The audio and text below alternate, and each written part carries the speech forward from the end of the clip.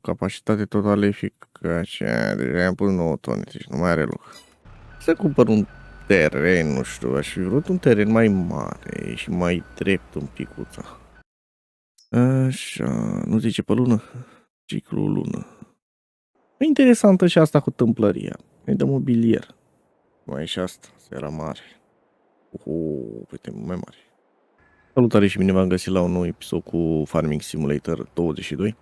Haideți să vedem ce reușim să facem în episodul de astăzi. Oameni, am promisiunile aproape pe toate, pentru că, după cum vedeți, deși am avut timpul pe 0.5, am făcut dimineața. Și am pierdut o misiune de cultivare și una de pilvire, pentru că n-am apucat să le accept. Am apucat să fac lucrurile atât de rapid. Ăstea sunt bănuții, aproximativ, că mai am niște bănuții, dar chiar că pot să iau. Ăștia sunt bănuții. Pe lângă faptul că am plecat de la 40.000, deci am făcut vreo 32.000. Eu am făcut mai mult, dar trebuie și utilajele astea pe care le-am folosit, mai ales ale mele, trebuie reparate și așa mai departe. Plus că n-am văzut tot, uite, de exemplu, uite, am mai păstrat niște porumb de la o recoltare de porumb pentru purceluși. Nu știu dacă pot să le pun, că le-am pus deja și sfeclă. Am păstrat și sfeclă la fel vreo 30 de tone, sfeclă am avut mai mult. Dar nu cred că mai are loc ea. Aici la purceluși. Capacitate totală eficace. Deja am pus 9 tone, deci nu mai are loc. Măi, e un pic ciudat sistemul ăsta, măcar că puteam să pun mai multe șcheapuri, nu știu. Să fi pus mai multe șcheapuri. Aș fi fost mult mai interesant. Că acum dacă mă duc și pun direct, cum îi spune, sfeclă sau oriunde, nu mai pot să pun nimic altceva. La văcuțe măcar înțeleg că la văcuțe îi pui rație totală, mixtă și 100%, da. Dar aici, la celuși mai nasol, că trebuie să combini. Deocamdată îi las cu sfeclă, că n-am ce să le fac. Hai să le reparăm și pe astea. Deci, v-am spus, aia sunt banii, profitul care mi-am rămas, pe lângă că am păstrat și eu niște resurse, pentru că pe am casă, dacă vinea și sfecla și porumbul, ajungeam lejer la peste 80.000, poate chiar 90.000, cine știe. Dar am zis să păstrez, că îmi trebuie și mie pentru purcelușii acolo. Așa. Uite, vedeți, acum, de exemplu, am dat pe ăsta încă 500, dar este tractoraj mic, remorca, nu prea a fost ea afectată. Dar am avut și utilajele mari, cum ar fi combina, tractorul la mare verde, John Deere-ul. Ei se strâng. E ok profitul, a fost lejer, pentru că practic am rămas cu ele reparate, încărcate cu motorină, unele, nu toate. Dar alea mari le-am încărcat. Pe astea mici nu le-am mai încărcat, că n-am mai dus acolo. Dar o să le încărc. Aș vrea să fac unul de încărcare în bază, gen să aduc combustibil în bază și să mă încarc din bază, cum ar veni. Că nu mai stau să mă duc mereu la pecu cu ele, că mai e un drum în plus. Uite-te, aici cred că suntem ok. Și ne-ar mai trebui nouă, cred că trebuie să mai mă duc să dau la... Să luăm ăsta. Că dau niște fânul la oi, că nu mai au. Și... să vedem ce mai facem pe aici. Deci nu mai avem. Spus, dacă nu pierdeam pe alea două, cred că mai făceam ceva bănuțul. Da, am cerut două misiuni totuși. Valor pătrat de fân. Vreau 2. Opa. 2 aș vrea. Văd dacă pot să iau pe amândoi. De tractorașul ăsta, el e mai micuț așa. Iată pe ăla s-a pornit. Dau și utilajele astea înapoi. Că am păstrat de ceva timp. Ar fi vremea să le dau înapoi, să nu mai plătesc și pentru ele în plus. Gen tractorul și cultivatorul ăla. L-am păstrat, că am zis că tot o să fie emisiuni de cultivare și tractorul acela l-am păstrat că mă mișcă mai repede. Mai ales atunci când a fost cu Dani, de eram amândoi. Ne-a ajutat că pentru utilaje. Cum e la oi. La oi. Capacitate totală, totul e bine. La oi e totul perfect. La găini e totul perfect. La văcuțe nu prea mai avem loc de lapte din ce văd. Iar la purcei au cereale ceva și au și recolte pământ. Bine, astea le dă puțin. Aia vă spun. E un pic ciudățică treaba. Hrana de bază e porumbul. Și cerealele sunt grâu și așa mai departe. Oricum scrie aici dacă vreți să vedeți. Mi se pare că avem pe aici undeva. Uite, soia, cartofi, vedeți? Sorg. Așa. Pe ăsta nicu porumb. Grâu, orz, rapiță, floarea soarelui. Dar cred că floarea soarelui o fi proteina, nu știu care e. Ideea e că toate dă câte, uite, 50, 20, 25%. Adică ar trebui să ai din toate dacă vrei ca pucelușul să funcționeze la 100%. Ceea ce e cam greu. Deci ăsta are 32 de luni, iar ăsta are 7 luni. Nu prea un preț wow. Dar na, te gândești 500 de euro un pucel. Ne avem destul de multișori. Dar băcuță e mai bine. Oles astea. Angus. Veceana, că e veceana, dar Angus-ul parcă e mult mai scump. Uite, vedeți la astea? Dacă îi dai iarbă, ai 40%, dacă îi dai fân, ai 80% și dacă îi dai rație mixă, 40%. Nu știu, o să încerc totuși, dar nu cred că ai cum să ai 220%, adică nu știu. O să încercăm să vedem dacă reușim să facem ceva mai mult. Astea trebuie să le iau cu distribuitorul. O să duc asta înapoi că nu mai avem treabă. După să mai mărim, să dăm și noi timpul măcar pe 5. Să mai decurgă și la noi timpul, că 0,5 așa în continuu mai să mișcă nimic. Punem astea la locul lor.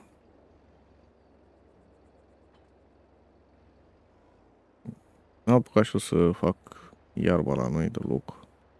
Anul ăsta a fost cam, anul în joc, a fost cam zlăbuț pe chestia asta. Ce ziceam, mă, tată, că fac? Ziceam că a fost estiuitul, hai să-l bag ăsta la locul lui. Așa, am făcut cam multe, am jucat ceva offline și avem niște miere.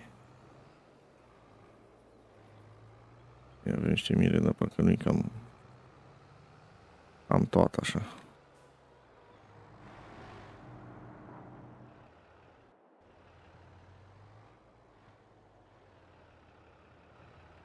Trebuie să iau și, opa. Iau și stivuitorul, dar și oricum îmi trebuie. Să cumpăr un teren, nu știu, aș fi vrut un teren mai mare și mai drept un picuța. Aș vrea să pun sere. Avem multe sere din astea. Pentru seră nu trebuie decât apă. Și ar fi un profit lejer, nu?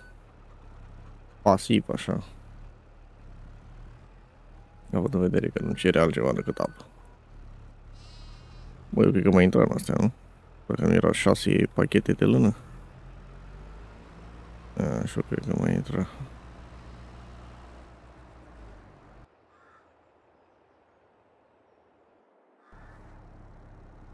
Bun. Asta îi face și material. Cred că produce material.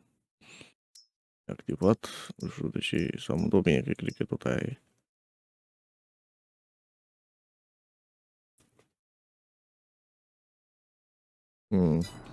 Da. Era și eu curios cum arată materialul ăla și cum îl iei. Eu credeam că e paleta. Așa de puțin, încă nu s-a făcut palet în el? Mai ciudățel un pic. Bine, n-am făcut până acum, nu știu cum o să fie, dar mă gândeam că e palet. Chiar mă gândeam că să fie un pachet, un palet cu material. Uite-te, mai intră? Nu mai intră. Atâta s-a putut. Hai, mergem să vindem. Avem acolo 3. Nu dă prea mult paletul, de exemplu, dacă te gândești la paletul de roșii, de salată și așa, și de căpșuni. Nu dau extraordinar de mult, dar mai e și chestia. Mă, eu acum am o seră.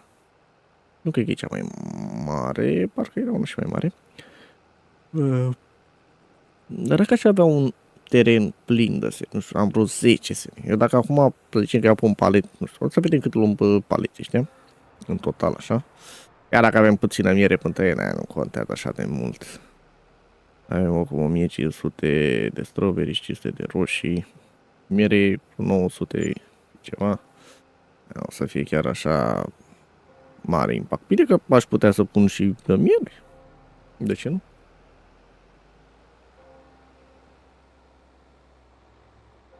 Da, avem și cu miere și cu toate. Bine, îmi place mai mult paleții ăștia de la seră, că au mai multe locuri de astea așa de depozitare. Adică scoate mai mulți paleți. La miere nu prea e chestia asta, adică la miere scoate un palet, după care trebuie să-l iei ca să apară alt palet și e mai complicată un pic treaba. Deosebire de seră. Ia, hai să vedem cât am făcut noi în total cu astea toate. 1000 să zicem, că o fi mierea 400 și ceva. Dar nu că n-am vândut prea mult. Ca așa nu zice în fiecare cam cât ar fi fost. Dar cert e că dacă aș face undeva la 200 per palet, să zicem, iar mie asta îmi produce pe lună jocului, să zicem, 2, 3, ar fi 400 de euro pe lună jocului, să zicem, aproximativ. Deci și nu e așa cu aproximare. Dar asta doar dintr-o singură de asta. Dacă ar fi 10 de astea, ar veni 4000, nu? Ceea ce ar fi un profit bun. Bine, asta pus de mine așa din burtică, că am putea să calculez să văd cam cât ar face într-o lună, câți paleți și cât valorează acei paleți. Producția e destul de ok, dar nu știu exact să dau fix pe fix detaliile. Dar poate ne indică ea ceva aici. Așa, nu zice pe lună? Ciclul lună. Bă, deci pe lună și că ar scoate 672. Vedea 672 de ce?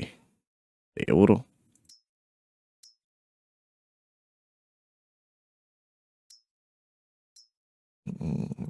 Dacă ar scoate, nu știu, poate scoate euro, poate parla, nu știu la ce se referă pe lună, lucru. Poate pe jumătate, clar. Dacă o fi ca paletul parcă are că 500. Deci să zicem că ne scoate unul de ăsta, unul de ăsta și jumate de ăsta. Deci aproximativ 3 paleți. Nu știu. Cam 3 paleți am eu aici acum. Ia să vedem că luăm noi pe 3 paleți. Așa, nu mare. Eu tot zic că scoatem bănuțul. Zic că scoatem bănuțul dacă facem mai multe, pentru că ai ce să duci, ai ce să încarci, ai cum să... Îți trebuie doar apă. Aici mai frumoasă chestie dintre toate. Ai nevoie doar de apă. Trebuie să ne facem noi cât mai multe chestii de-astea pasive și nebuneli. Ar merge și cu animăluțele, dar nu prea multe, nu știu. Cred că am nevoie de mult mai multe. Mai ales, uite, de boi, dacă vreau să fac material din ăla. Și atunci să faci toate, că n-ai prea multe chestii. Nu ai prea multe chestii. Ori te pui pe alte fabrici, ceva cu consumă iarbă, o fi, ceva biogas, cred că. Se duce iarbă la biogas, mă gândesc.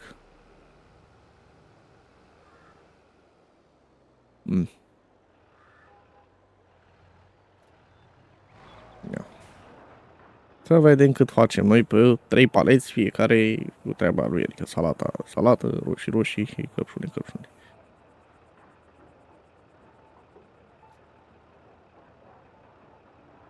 Zicem că atât am face noi într-o lună în joc. Dacă într-o zi. Un palet. Dintr-o singură seră. Are și vreo 800 de euro. Mai mult sau mai puțin. Ești, nu te-am scoate tata 1000. Scoate 1000 pe zi, doar că te duci și astea. Bine, neapărat pe zi, pentru că ai putea foarte bine să te joci câteva zile, că să strâng mai mulți paleți acolo, nu să strâng doar un palet și trebuie să iei sau 3 paleti. Cred că intră vreo 6 paleți, cel puțin.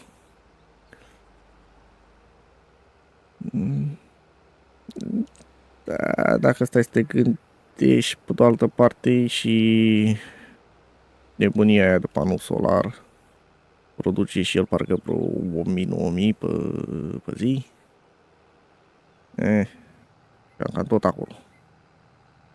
Dacă ești în avantaj prea mult. Dacă prețul fluctuează la roșii, la asta nu e un preț care să rămână același cum e la panoul ăsta solar. Panoul ăsta solar zice că dă 1000, dar bine, s-ar putea și la asta să fluctueze în funcție de anotimp, cine știe. Cine poate ști. Bun. Am adus ăsta aici. Acum vreau să dau aceste utilaje înapoi. Ăsta chiar îmi place, trebuie să strâng bani să-l iau înapoi. Du-te înapoi, tată. Și pe ăsta aș vrea să-l iau. Dar să fie ale mele, că așa mai plătesc în plus și pentru ele. Avem 74.000. Dacă ne mai străduim puțin să mai facem un pănuțul, avem suficient ca să cumpărăm fabrica cealaltă. Că parcă așa era, nu? Ia, să ne mai uităm, parcă era 100.000. Terenuri, construcții, cred că la construcții. Așa, producții. E, la asta e că nu vreau să mă uit să văd ce le trebuie. Este kilovați. Aici. Mare parte era ție mixer în ce văd aici. Uai, doamne, dacă de mare e. Bine că era și una mai mică. Asta e mai micuță și ea. Tâmplărie. E interesantă și asta cu tâmplăria. E de mobilier. Fie o foarte bună sursă de venit și tâmplăria. Aici n-ar fi nici aici rău de loc, pentru că e doar 50.000. Această brutărie. Cine dă pâine și tort. Iar noi dispunem de majoritatea chestiilor de aici. Zahăr, na, până la urmă avem ceva și mai facem niște teren de trestie sau de sfeclă. Căpșuni avem în belșug, ouă la fel, ne trebuie greu sau făină, s-ar putea să fie ăla, nu știu sigur. Lapte și ciocolată. Dar cred că trebuie asta, fabrica de lactate, vedeți? Să facem ciocolata asta. Să ai mai mult. Și asta e făină, da. Deci ai nevoie de moară ca să faci făină. Deci asta e ieftină, nu ai resursele necesare pentru a face ce trebuie. Să ai pe asta, să ai și pe aceasta și de-abia apoi poți să iei pe asta. Asta e mai simplu, duci copac sau scândură. Deci mai avem una care să ne facă scândură? Uite ce-o, stați așa, eu credeam că duci direct sfecla de zahăr, dar nu e așa. S-a făcut din zahăr, altă șmecherie. Aici avem fabrică de cereale, boară de ulei. Interesant. Trouri. Mă, viță de vie ar fi fost interesant să punem. Că putem să facem... De că ne trebuie și de vinuri ca să facem vin. Cu brutăria asta e mai mare? Tot brutărie așa, blărie. Mai multe tipuri, cred că. E mai mare un pic. Fabrică de lactate, din nou, fabrică de lână. Asta e mai mică, de ce ne-am luat-o pe asta? Ne-am luat-o pe asta. Na, nu știam că sunt două. Oi, doamne, dacă costă acum, văzui, 1.000.000. Bă, tătică, bă, de unde bați bani? Ia avem țarcurile astea. Deci, asta m-ar fi interesat. Mă, dar asta ce are în plus?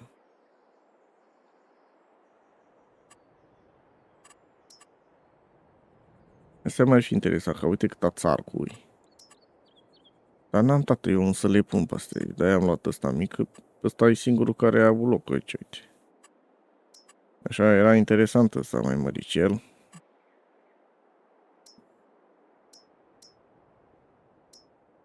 Deci ăsta are nevoie și de apă. Ăsta n-are nevoie de apă. Are apă automat. Cu robot de hrănire. Ia ce am ajuns. A fac lucrurile automat aici. Și ăsta e tot cu robot de hrănire. Nu, ăsta e mare. Bă, dar ăsta mare, parcă nu e așa mare. În parte cai. Porci. Mai ține. Bă, dar acum. E greu ăsta de porci, nu știu, așa mi se pare. 108 porci, 207 nu. Mă, cred că unul de ăsta mi-ar fi trebuit mie. Și costă ceva. Oi, avem 65, nu, avem 15, 25. Nu știu cum ne va, ăsta e mai mic decât ăsta. Da. Eu m-am uitat și la preț, că n-aveam prea mulți bani atunci, dar... Eu că să mă gândesc câte aș putea să le înlocuiesc. Eu cred că și ăsta, dacă m-aș chinuia un pic, s-ar putea să aibă loc aici. Poate trebuie să dau un pic jos copacii aia. Am mult stâlpul. Cred că ar avea loc. Dacă facem cu 15 oi, mă, tată, da, mă, așa, că e greu până faci. 30 de găini, 360 de găini. Mic rău ăsta, mă, bă, doamne, ce mă miră faptul că ăsta e de tai tarcul, că e mult mai mare și ăsta e mic. Și intră, de, cât intră? De 10 ori mai multe. 12 ori mai multe, de fapt. Aici am luat pe cel mai mare. După ăsta, e cel mai mare, puteam să iau și de-astea micuțe. Dar mă supără chestia asta, că ai decât un dosar de vânzare. Un singur articol prins pe fermă. Mi se pare foarte iune. O producție am văzut, decorațiuni pe aici, ce mai sunt? Astea sunt decât așa. Clădiri, garaj mare. Mai trebuie să punem și noi niște de unde ăsta ceva gen. A, bine, n-am pus să-l pun aici și mate, dar să vedem unde l-aș poziționa unul. Cred că aici ar fi mers. Trebuie să mă fabrica. Era frumos să avem și noi garaj pentru toate utilaje, doar pentru 3 utilaje. Da, după ce am văzut niște chestii, uite pe aici și ce am mai vrut să văd, dar nu m-am uitat. Cred că tot la producție o fi sau... Nu cred că e la clădiri. Sinuțuri, extensii, containere... Unelte, nu. Pas. Unde e, mă, tată? E tot la producție? Uite, mă, serie. Deci eu am luat-o pe asta. Mai e și asta, sera mare. Uite, mai mare. E cam dublu așa un pic. Deci mi-a 5.000. Dacă aș mai pune una aici, ar fi cam cât asta. Livadă. Pe așa pui livada? Vițe de vie. Decultivate, fertilizate și acoperite cu compost. Dar e multe lucruri de făcut. Deci trebuie cultivate, fertilitate și acoperite. Întrebarea mea e alta. Păi, pot să pun oriunde. E un pic ciudat. Mi se pare ciudat.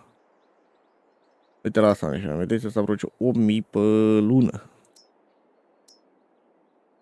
E 90.000, adică cam cât aș da o investiție să iau 10 sere din alea. Bine că dacă iau 10 sere din alea mari ar fi mult mai mult producție. 184? Nu e rău.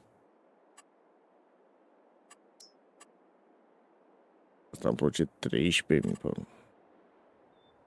O, da, tată, dar nu mai bine mai pun eu un panou de ăsta decât să te pun pe tine. La una de asta poate, dar pe asta ai pus-o și ai terminat jocul. Dacă stai să te gândești, când te daturi la început, dacă mai ieși împrumutul și faci 750 și pui una de asta, te-ai cam aranjat ferma, că primești 7.000 pe lună, dai și bani înapoi.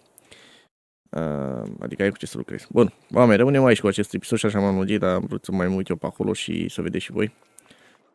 Dați-mi și mie acolo în comentarii sfaturi și pe ce ar trebui să merg, cei care mai jucat jocul ăsta. Păi pe ce merge ca să faceți bănuți și să ieșiți din sărăcie în jocul ăsta?